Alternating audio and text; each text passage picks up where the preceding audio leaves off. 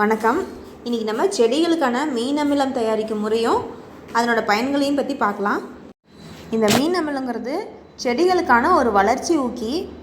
நம்ம எவ்வளவு தான் இயற்கை உரங்கள் உபயோகித்து செடியை பராமரித்தாலும் மீன் அமிலம் பயன்படுத்தி வர வளர்ச்சி மிக சிறப்பாக இருக்கும். நானும் ஆரம்பத்தில் மீன் அமிலத்தை பற்றி கேள்விப்பட்ட புதுசுலலாம் இந்தளவுக்கு வளர்ச்சி தருமாங்கிறதெல்லாம் எதிர்பார்க்கல. ஒரு முறை முயற்சி பண்ணி பார்க்கலான்னு தான் நான் செஞ்சேன். அதனால் முதல் தடவை செய்யும்போது நான் ரொம்பவே கம்மியான அளவில் தான் செஞ்சேன். அதை உபயோகப்படுத்தி பார்த்துட்டு தான் தோட்டத்துக்கான பருவம் ஆரம்பிக்கிறதுக்கு முன்னாடியே மீன் அமிலத்தை தயார் செஞ்சு வச்சுக்கிட்டேன். சரி, இந்த மீன் அமிலம் உபயோகப்படுத்தி செழிப்பாக இருந்த செடிகளெல்லாம் நம்ம வேற ஒரு பதிவில் பார்க்கலாம். நம்ம இப்போது மீன் அமிலம் எப்படி தயாரிக்கிறதுங்கிறத பார்க்கலாம். இதில் மீன் கழிவு நான் 2 கிலோ எடுத்திருக்கேன். மீன் கழிவு அதே அளவுக்கு நாட்டு சக்கரை 2 கிலோ. இதில் நாட்டு சக்கரை இல்லைன்னா வெல்லம் கூட சேர்த்துக்கலாம். இதுக்கு ஒரு மூடி போட்ட பிளாஸ்டிக் கேன் எடுத்துக்கலாம். இப்போ இந்த கேனில் நாட்டு சர்க்கரையையும் மீன் கழிவையும் அடுக்கடுக்காக போட்டு நிரப்பிக்கலாம்.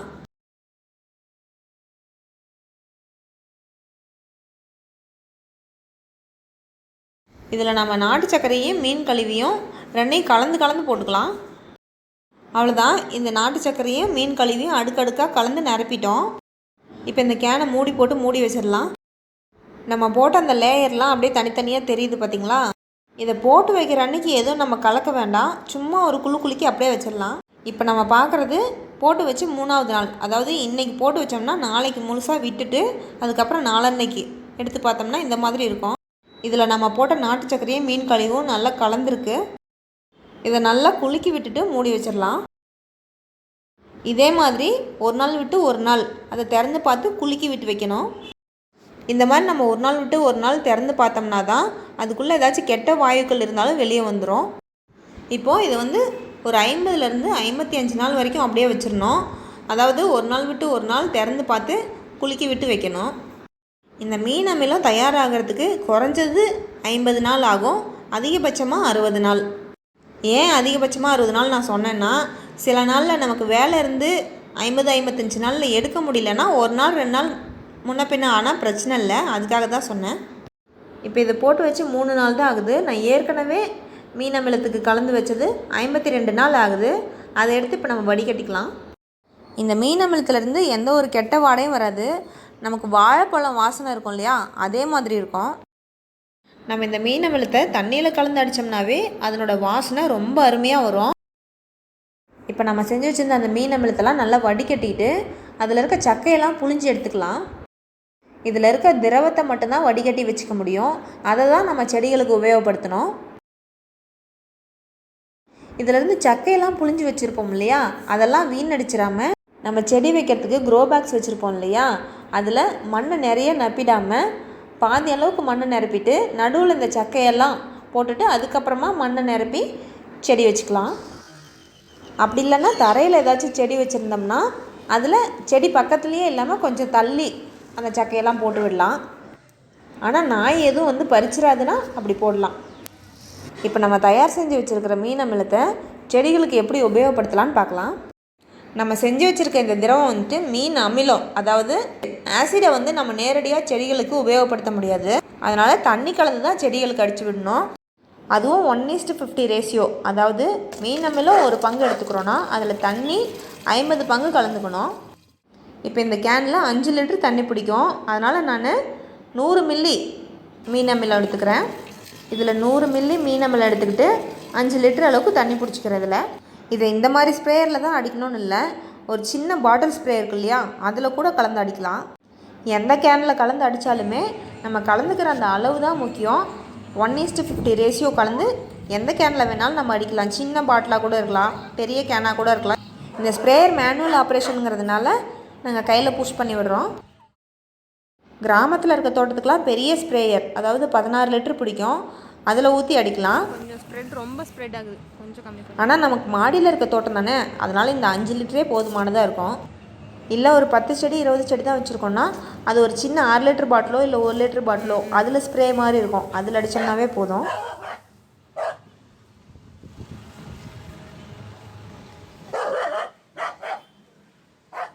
நம்ம எப்பயும் தோட்டம் தொடங்குறோன்னாவே மீன் அமிலம் தயாரித்து வச்சுக்கிட்டோம்னா ரொம்ப பயனுள்ளதாக அமையும்.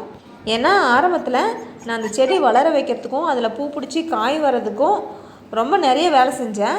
ஆனால் இந்த மீன் அமிலம் தான் கை கொடுத்துச்சு. அதனால தான் சொல்கிறேன், அதுலேயும் முக்கியமாக மாடி தோட்டம் தொடங்குறவங்க மீன் அமிலம் கண்டிப்பாக தயார் செஞ்சு வச்சுக்கணும். ஏன்னா பருவம் ஆரம்பிக்கும் போது நம்ம செடியெல்லாம் நட்டு வளர்த்துருவோம்.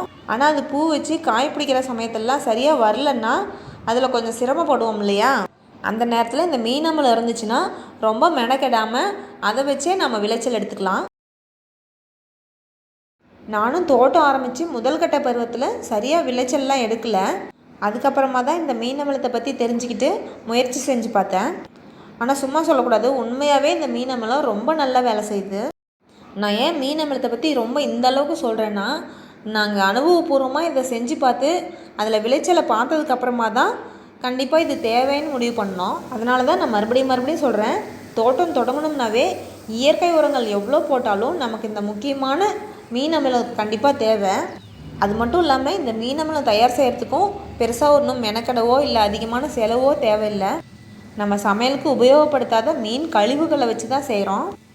அதில் கூடுதலாக நாட்டு சக்கரை மட்டும் வாங்கி சேர்த்துக்கிறோம். அப்புறம் அந்த மீன் அமிலம் செய்கிறதுக்கு ஒரு 10 நிமிஷம் நேரம் ஒதுக்குனா போதும். இந்த வாழை மரம் ரொம்ப நல்ல செழிப்பாக தான் வளர்ந்துட்டு இருந்துச்சு. நடுவில் நாங்கள் ஒரு வாரமாக தண்ணி ஊற்றாமல் விட்டுட்டதுனால தான் இந்த மாதிரி ஆயிடுச்சு. அதனால தான் இப்போ இந்த மீன் அமிலம் அடிக்கிறோம். இதுக்கப்புறம் இந்த வாழை மரம் எந்தளவுக்கு செழிப்பாக இருக்குதுங்கிறத வேற ஒரு பதிவில் பகிர்ந்துக்கிறேன். இந்த மீன் அமிலத்தை தண்ணியில் கலந்து ஒரு நாளைக்கு அடிச்சுட்டு எனக்கு செடி செழிப்பாக வரல அப்படின்னு சொல்லக்கூடாது. இதை ஒரு வாரத்துக்கு தொடர்ந்து இதே முறையில் நம்ம அடிச்சுட்டு வந்தோம்னா அதனோட பலன் நல்லாவே நமக்கு தெரியும். உதாரணத்துக்கு எடுத்துக்கிட்டோம்னா, இப்போ நமக்கு உடம்பு சரியில்லைன்னா ஒரே நாளில் சரியாகணுன்னா முடியுமா? கொஞ்சம் கொஞ்சமாக தானே சரியாகும். அதே மாதிரி தான் செடிகளுக்கும். பொதுவாக மாடி தோட்டத்தில் இயற்கை உரத்தை பயன்படுத்தும் போது நமக்கு நல்ல விளைச்சல் கொடுத்துட்ருக்கோம். ஆனால் ஒரு வாரம் 10 நாளைக்கு சுத்தமாகவே பராமரிப்பு இல்லாமல் போயிடுச்சுன்னா, நம்ம சாப்பாடு தண்ணி இல்லாமல் இருந்தோம்னா எப்படி சோர்ந்து போயிடுவோமோ அதே மாதிரி செடிகளும் சோர்ந்து போயிடும். அதனால் மறுபடியும் அதை தேற்றி கொண்டு வரதுக்கு கொஞ்சம் மெனக்கடல் தேவை. அதுவும் இந்த மாதிரி மீன் அமிலம் இருந்துச்சுன்னா அதை மறுபடியும் செழிப்பாக கொண்டு வரதுக்கு நல்லாவே உதவி புரியும். இந்த கத்திரி செடியில் மீன் அமிலத்தை உபயோகப்படுத்தின வித்தியாசத்தை நீங்களே பார்க்கலாம். அதாவது இந்த கத்திரி செடி ஒரு வாரமாக பராமரிப்பே இல்லாமல் இருந்தது. ஆனால் இந்த கத்திரி செடி கத்திரிக்காய் விளைச்சல் எடுப்போம் இல்லையா, அந்த பருவகாலம் முடிஞ்சதுக்கு அப்புறமாவும் காய் காய்ச்சுது. அந்த ஒரு வாரமாக அந்த கத்திரி செடிக்கு பராமரிப்பே இல்லாமல் இருந்தது இல்லையா, அந்த ஒரு வாரம் இந்த கத்திரி செடிக்கு மீன் அமிலம் அடிச்சுக்கிட்டே இருந்தோம். அதனால தான் இந்த வித்தியாசத்தை கண்டுபிடிச்சதுக்கு அப்புறமா தான் நான் மீன் அமிலத்தை பற்றி நல்லாவே தெரிஞ்சுக்கிட்டேன். அதனால தான் இயற்கை முறையில் செய்கிறவங்களுக்கு கண்டிப்பாக மீன் அமிலம் வேணும்னு நான் பரிந்துரைக்கிறேன். இது சும்மா மீன் அமில தண்ணி மிச்சம் இருக்கேன்னு வாழை மரத்துக்கு அடித்து விடுறோம். இந்த மாதிரி இயற்கையாக கிடைக்கிற அருமை தெரியாமல் கிராமங்கள்லாம் அதிகமாக செலவு செஞ்சு செயற்கை உரங்கள் வாங்குறது மட்டும் இல்லாமல் மண்ணையும் கெடுத்துடுறாங்க. அதனால் இனி வரக்கூடிய தலைமுறைகளாவது இயற்கை முறையில் பயன்படுத்தலாம். இயற்கையை பாதுகாப்போம், மண்ணை வளமாக்குவோம். நன்றி.